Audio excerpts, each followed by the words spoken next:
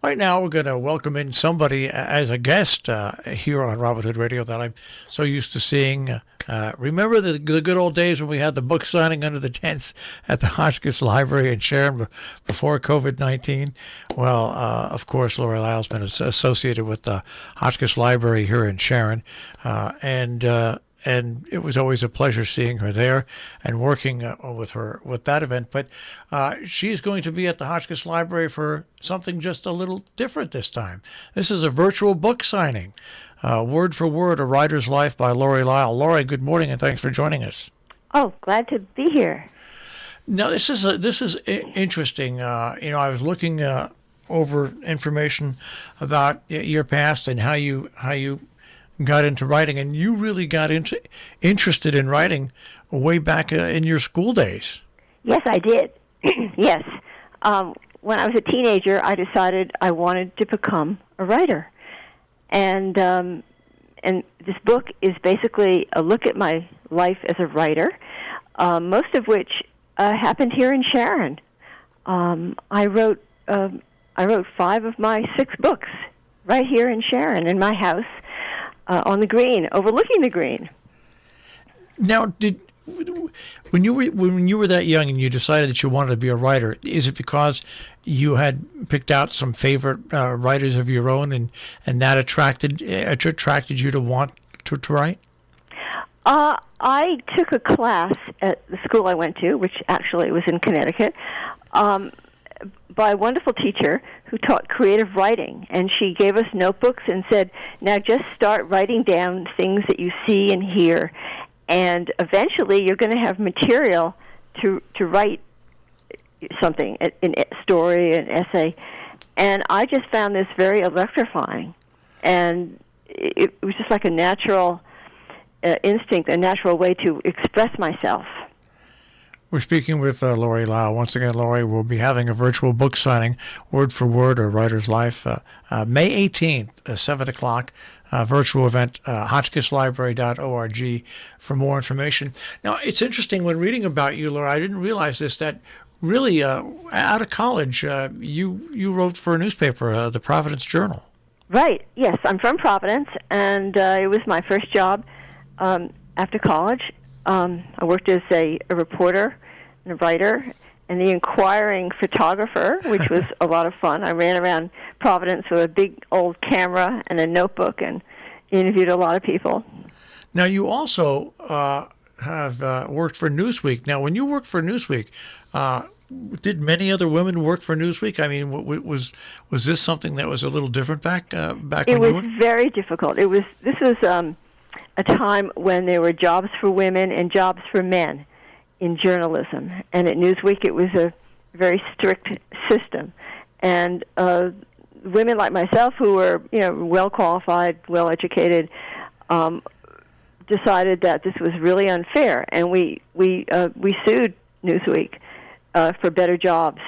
And eventually, it all changed, but it took a while.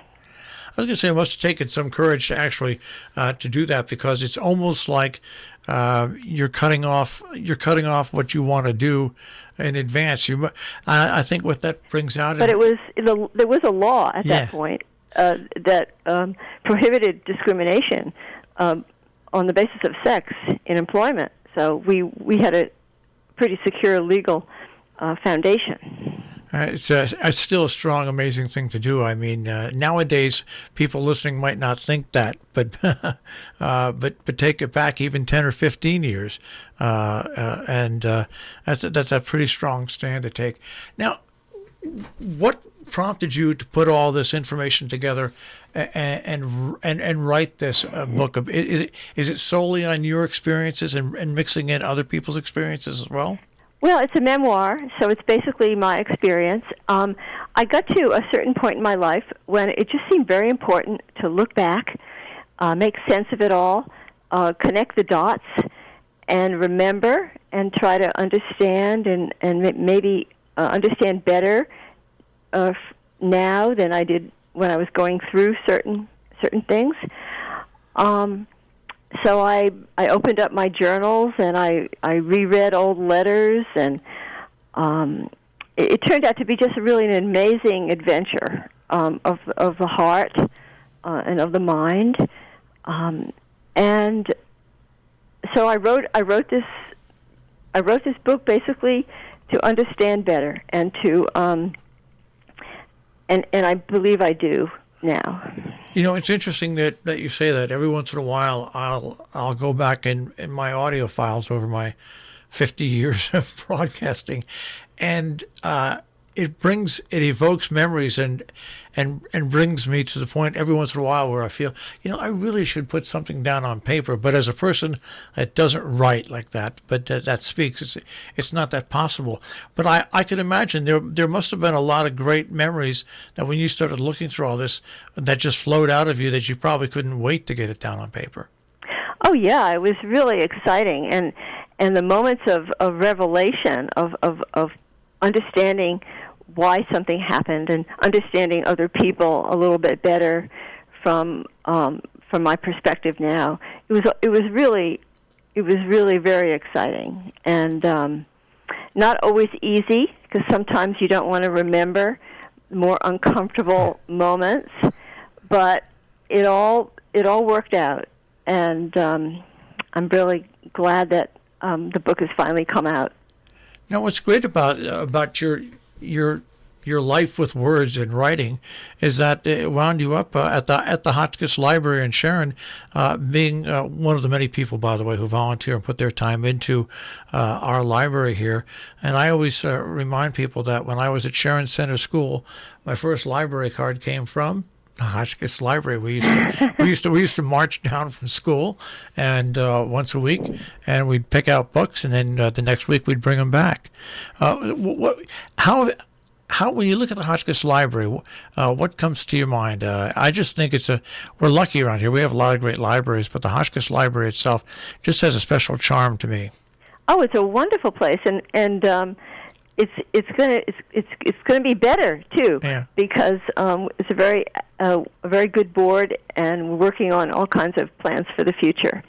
Actually, I moved to the Green because it was near the library. I mean, I really, as a writer, it just seemed really important to be able to walk out my door and walk over to the library and get books and read it, do research. Use a photocopier. I mean, it's like an incredibly important place for a writer.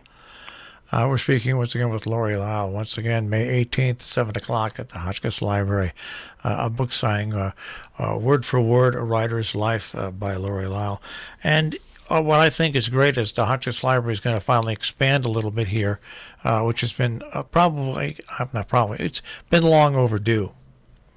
Oh yeah, and it's going to be really wonderful when it's all done.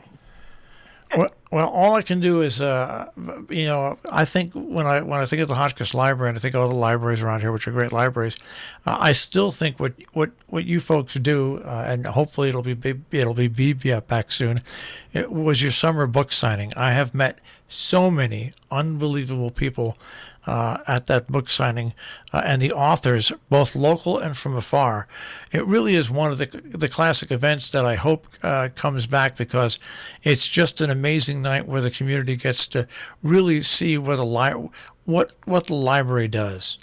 Oh, I hope it comes back next summer. It probably will, because everybody seems quite dedicated to it, and so I'm looking forward to that very much. And the used book sale the next day is a wonderful event too. It's absolutely amazing, and I think sometimes people lose sight of the amount of volunteer work that has to go on to make a community library successful out here in the hinterlands.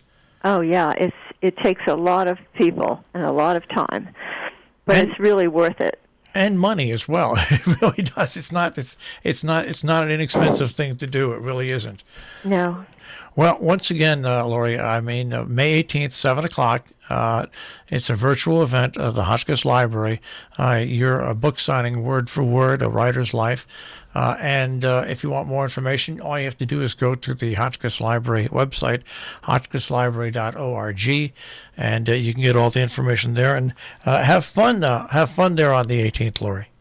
Thank you very much. All right. Take care. Okay. Bye-bye. That is Lori Lyle once again here on Robin Hood Radio. Coming up May 18th, the virtual event, a virtual book signing, word for word, A Writer's Life by Lori Lyle. And if you want to listen to this or tell people about this, we'll have this interview up on our on-demand page, robinhoodradio.com. Click on On Demand and then click on Interviews, and the interview will be right there.